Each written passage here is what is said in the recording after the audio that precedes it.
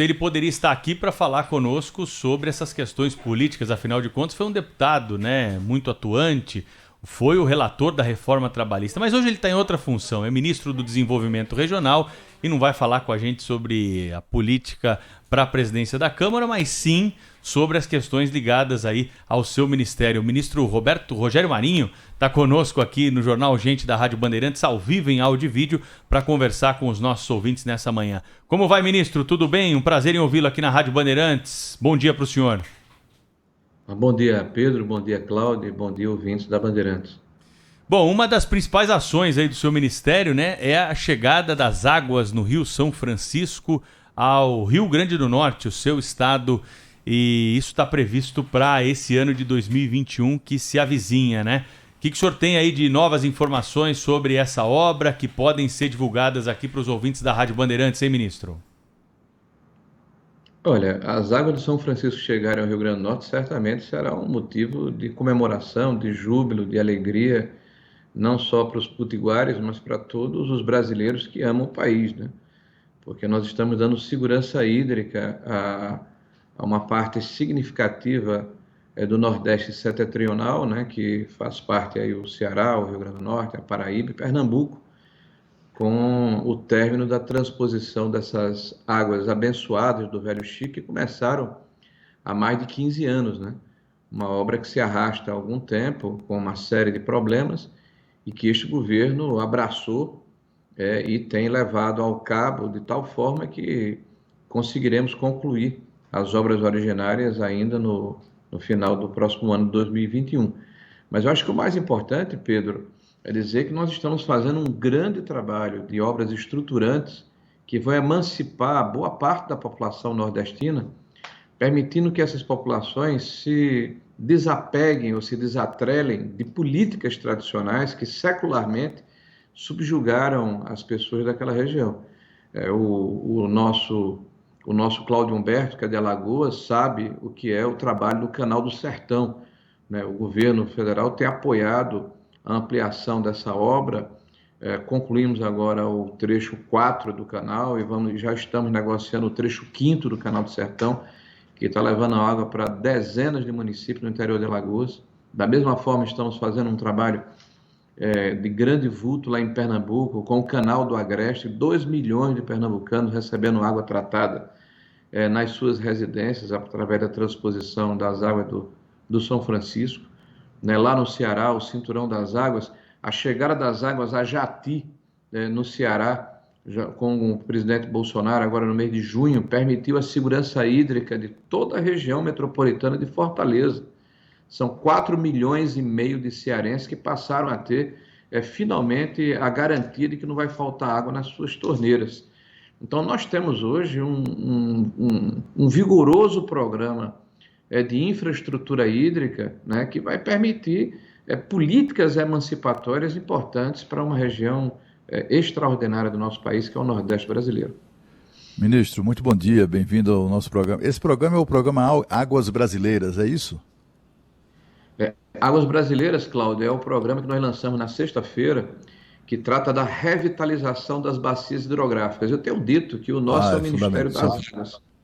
Né? Então, nós estamos tratando de saneamento básico, de infraestrutura hídrica e de revitalização de bacias. Né? São vários eixos dentro da mesma prisma, que é água tratada de qualidade para o conjunto da população brasileira. Mas isso extrapola o Nordeste, quer dizer, para todos, isso alcança todas as regiões, não é? Sim. Agora, Águas Brasileiras, Cláudio, nós lançamos na sexta-feira. Inicialmente, nós vamos tratar de 4 bacias prioritárias. A bacia do Taquari, que fica em Mato Grosso do Sul, né, que é a bacia do Pantanal Mato Grossense. A bacia do Araguaia e Tocantins, né, que nasce ali no Planalto Central e vai bater lá no Oceano Atlântico, no Pará. A bacia do Parnaíba, essa divide o Piauí e o Maranhão. E a bacia do São Francisco, que nasce em Minas e deságua no Atlântico, ali entre Alagoas e Sergipe, né? Mas esse é o início, né? Nós estamos tratando aí inicialmente de 70 mil hectares de revitalização de nascentes dessas bacias importantes, que tem mais de 70 milhões de brasileiros que moram nos seus perímetros, mas ao longo do período nós vamos tratar de outros outras bacias igualmente relevantes. E aí a gente está falando de tratamento de esgoto, de tratamento de resíduos sólidos, de plantação de matas ciliares, né, de preservação das fontes, né, das ribanceiras, de inclusão das populações que moram nas regiões ribeirinhas. Nós vamos plantar provavelmente mais de 100 milhões de árvores nativas dos biomas dessas bacias ao longo dos próximos anos, e tudo isso com a iniciativa privada, com os governos municipais, com os proprietários das áreas, enfim, com um grande programa, né, é uma ideia, né, na verdade é muito mais do que um programa, é uma ideia de preservar com inclusão. Agora, ministro, no caso do Nordeste, além da transposição do rio e dos canais, como o Canal do Sertão em Alagoas, etc., há uma forte demanda na região por cisternas, né, que ajudam muito a fixar o homem no campo, né? Esse programa da transposição do canal, isso dispensa ou diminui a necessidade de um programa muito forte na construção de cisternas para a população, aquela população, aquele agricultor muito modesto, aquele público preferencial, entre aspas, que preferencial da migração para o centro-sul do país, né? São pessoas que, de fato, sem água não tem como sobreviver, acabam largando a sua terrinha e vão embora.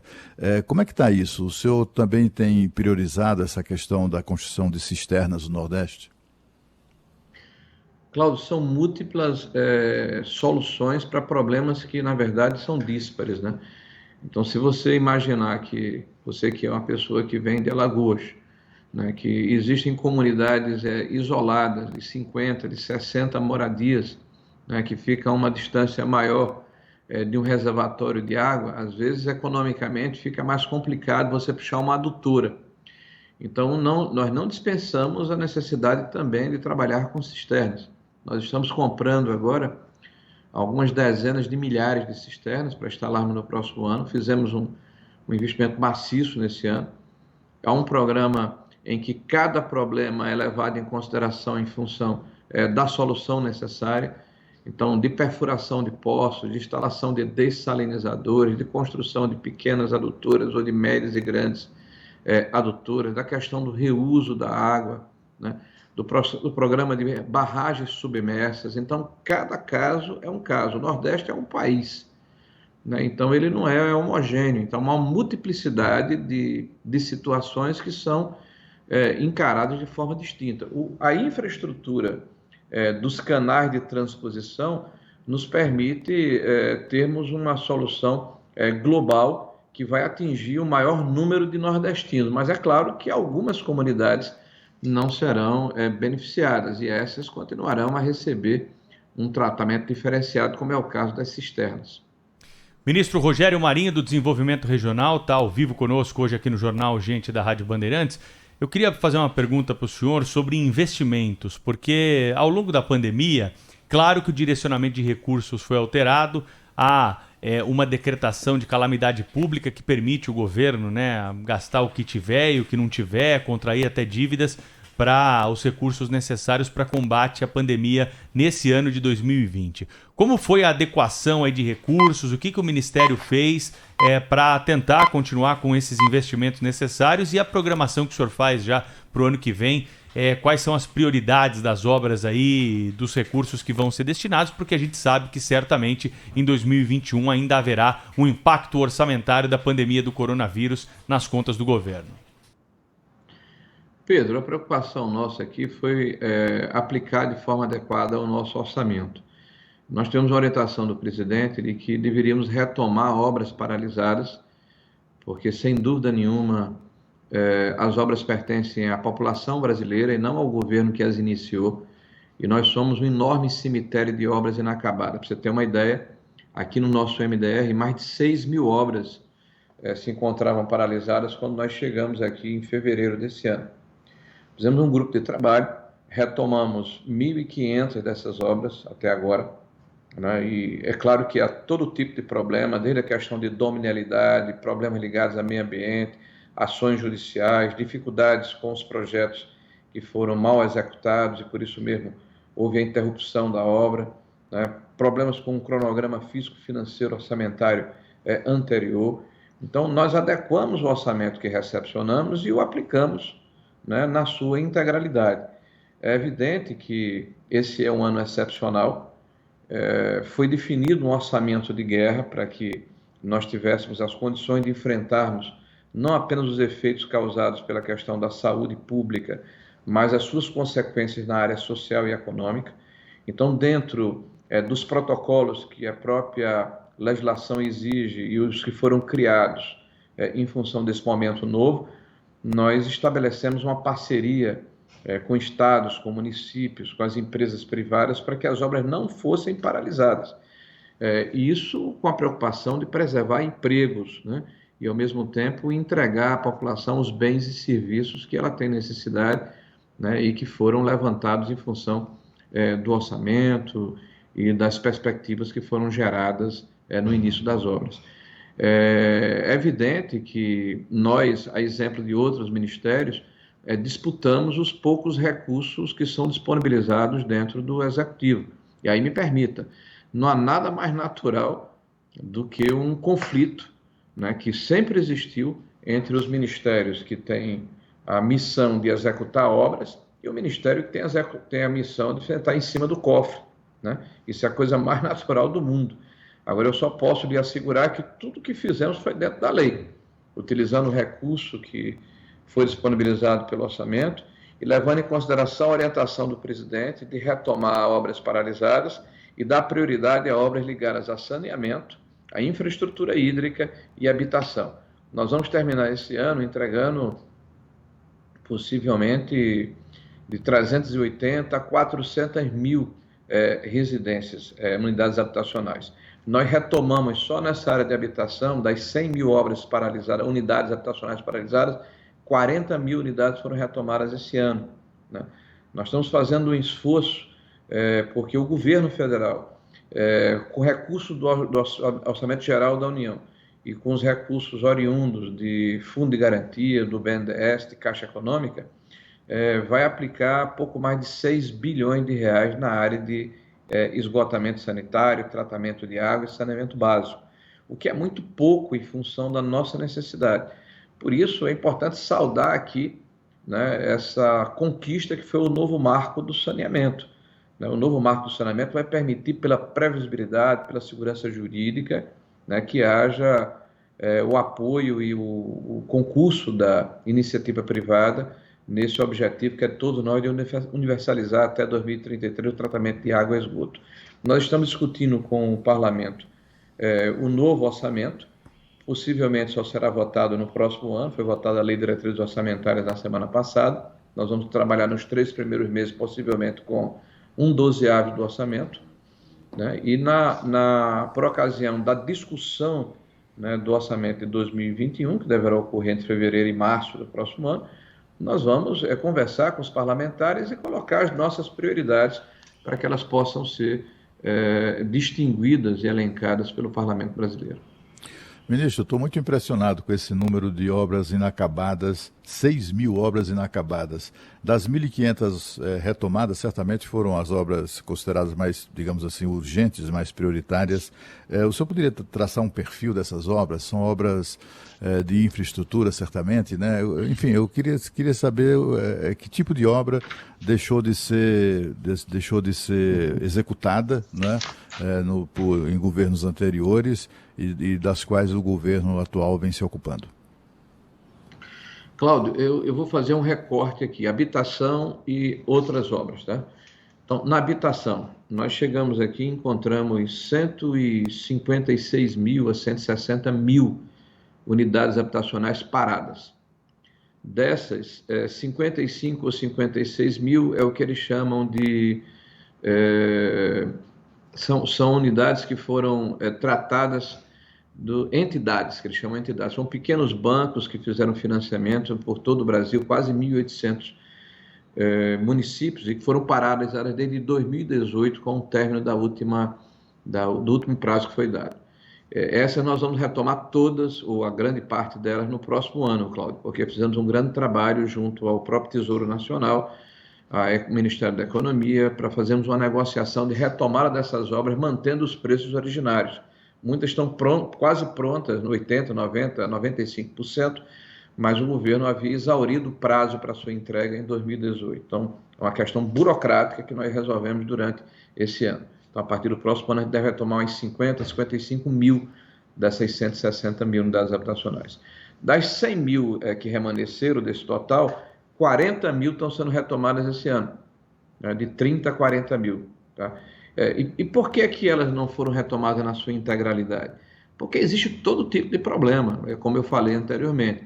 Então, desde a questão da dominialidade, ou seja, a posse do terreno em que está sendo construída o conjunto habitacional, questões de meio ambiente, questões de infraestrutura de saneamento para ligação do esgotamento sanitário, questões ligadas ao próprio projeto estrutural que deu defeito e teve que ser refeito, foi pedido aditivo contratual e ficou inexequível do ponto de vista econômico. Então, você tem dezenas de problemas diferentes que estão sendo atacados por um grupo de trabalho. Então, isso é habitação. Nas outras áreas, Cláudio, aí nós temos mobilidade urbana, 1.200 obras diferentes foram retomadas. E mobilidade, a gente está falando aí de calçamento, a gente está falando aí de pontes, a gente está falando aí de infraestrutura dentro das cidades. Tá? Então, 1.200 obras paradas pelos mais diversos motivos foram retomadas esse ano. Aí vem saneamento básico, 123 obras de saneamento foram retomadas.